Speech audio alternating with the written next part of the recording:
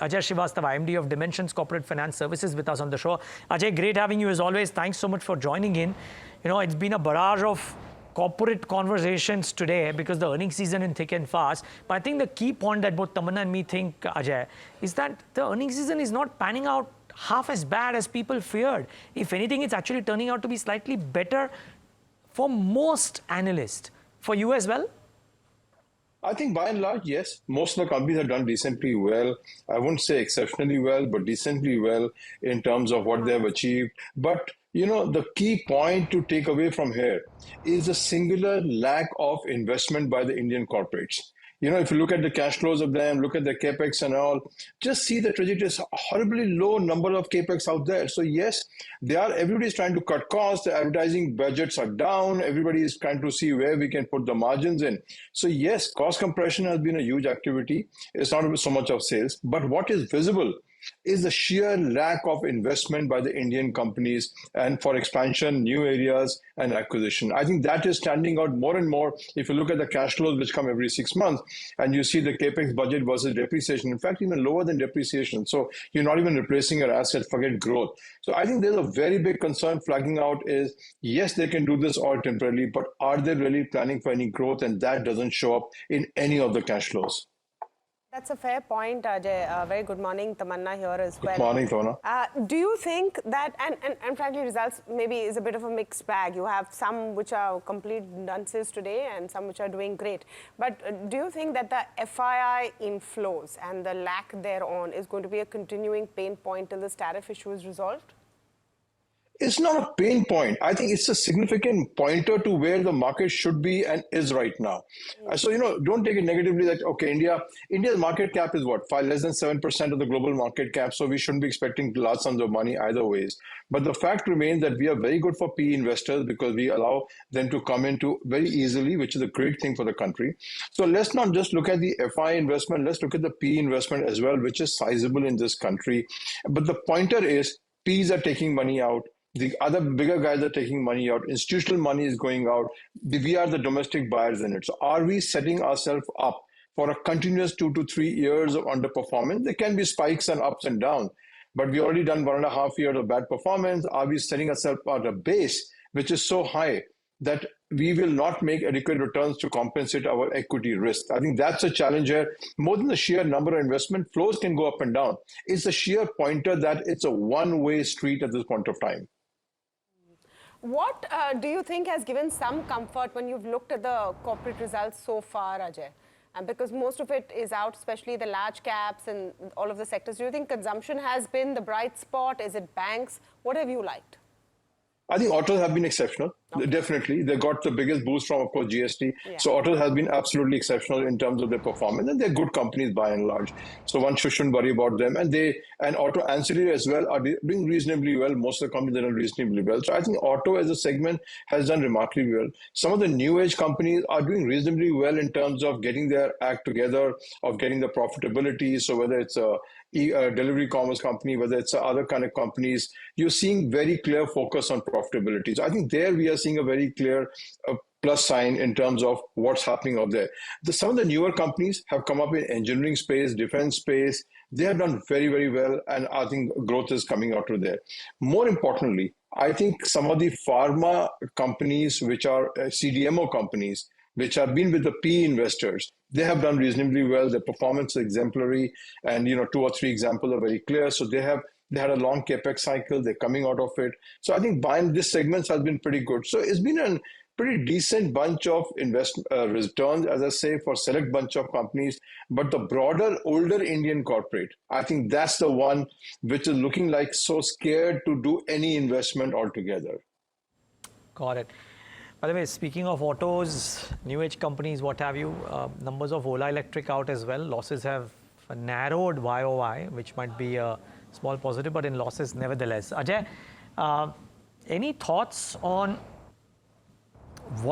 where do you, after this initial hurrah that has happened for most auto companies because of the GST cut led sentiment and actual numbers, where is it that there is a combination of value and growth within the two-wheeler pack?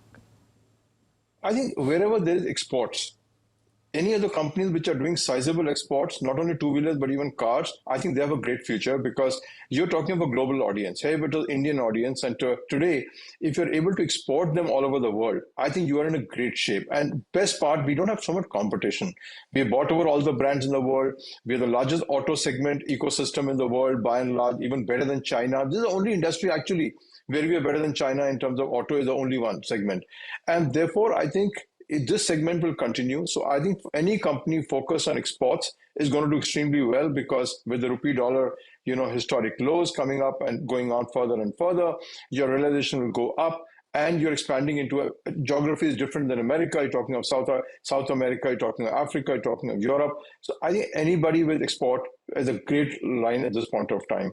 And at the end of the day, I keep saying it's not about the companies. It's the management pedigree. And you've seen in companies like Eicher, etc. Strong, clean management gives you strong, clean results. Yes, there can be a bad year or two. Every company will have a bad year or two. But this is an era, and I think I must emphasize to investors, this is an era you need to look beyond balance sheets, look at people who own these companies, manage these companies, run these companies, and be clear of managements who are doing financial engineering to tempt your money rather than core, basically building growing base. So I think the takeout is that yes, companies can do well and bad, but good pedigree promoters and good pedigree managers will give you returns over time through the good and the bad phase. Are you applying that that theory, Ajay, when you're looking at some of the IPOs that are coming up? It's the big talking point right now, so there's no way we can't ask you about what's happening with valuations, IPO. Do you think they're being looked at in the right way? Tamanna, I would ask you to call up all the mutual fund managers on your panel and say, explain to me some of the investments you are doing. Just explain to the people what you're doing. You can sit behind closed doors and write checks from your mutual fund which belong to the people, but they should be brought to your channel and said, okay, gentlemen, can you explain what you're doing here? And then which is the metrics you use to invest? Again, I say, share prices can go up and down. That's fine. It depends on market flows, number of other factors. But really, are you that dumb that you can't see through some of these companies? And if you're putting public money, someone in the government needs to wake up, or mutual fund industry should wake up. And I think I saw a very nice article by a gentleman in the mutual fund industry, the head, who said Indian investors are taking a project risk in these companies without knowing what the hell they're doing at this point of time. So having said that, I still think, yes, there is a future for these companies. The question is, if you pay these nutcase valuations, when do you make the returns? There are enough examples of nutcase valuations. Even good companies win bad valuations. So Ajay, are you saying that the valuations you're currently seeing are nutcase? You differ with that, Tamanna?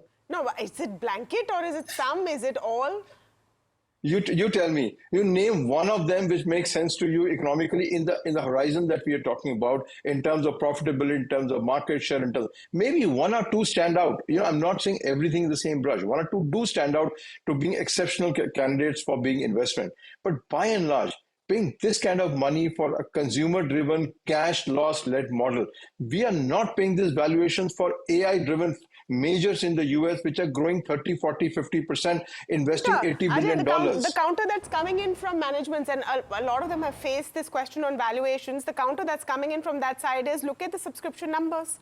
Retail subscribers have also come in. They're right. There is nothing called, marketing has been irrational, old phrase, longer than we all can live. But the fact is dumb at the end of the day. Yes, if people can make money, lose money. So was, I don't name the company, but Paytm, which kind of had an 1800 or whatever IPO. Look where it is today after how many years. So, just because people are subscribing, and who are the people subscribing? The biggest motivator is mutual fund. And that's why I asked you, call them over and say, come for a cup of tea on our channel, explain to our investors, why would you invest in a company which has no path to profitability, which fudges its balance sheet, which gives a false narrative in terms of performance, and the first result comes out, there's a loss, 50 crore loss, here it is, we are doing a resettle business. Are these the promoters you want to put your money? There are, all I'm saying is, there are 3,000 companies in India. You have got enough people to put your money with who have good pedigree, rather than going after the sharks who are doing financial engineering to take your money. I'm saying share price can go up and down. I've made enough money in other companies. That doesn't mean I'll invest with people who are sharp on me. You saw that rights issue which happened in one of the companies coming up for listing. That man should be in jail. You just see that rights issue thing, and our channel should.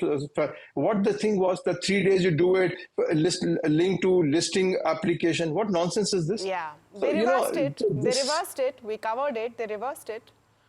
Yeah, but just think of the thinking of the guy. I'm just saying, look at the thinking of the promoter who thought of it.